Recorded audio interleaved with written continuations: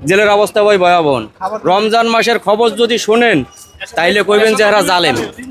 রমজান মাসে আপনার আসরের সময় একটা রুটি, একটা খেজুর, একটা দুধ, মানে এই যে 3টা করে একটা প্যাকেটে থাকে, বাস ইফতার শেষ।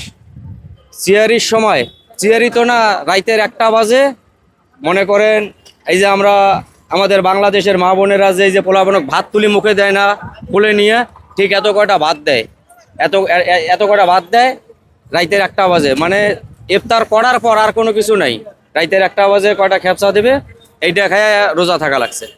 এই আর কি ভাই, রোজা নষ্ট করি, রোজা আছিলাম আলহামদুলিল্লাহ। জেলেই করছি আলহামদুলিল্লাহ, ঈদ জেলেই করছি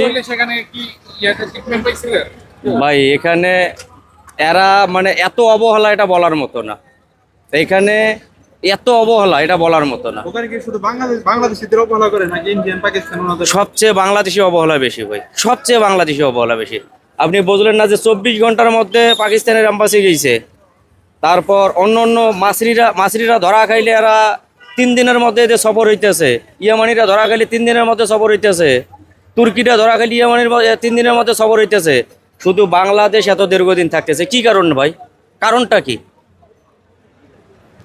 এই কারণটা কি যে বাংলাদেশের লোক এই যে দীর্ঘদিন এইভাবে যে এই জেল খাটতেছে, এর কারণটা কি ভাই? কথা নিলেন,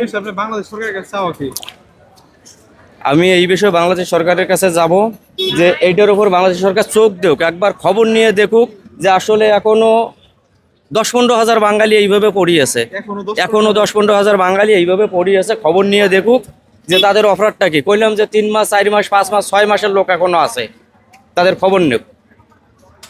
ঠিক আছে ভাই, আসসালামু আলাইকুম।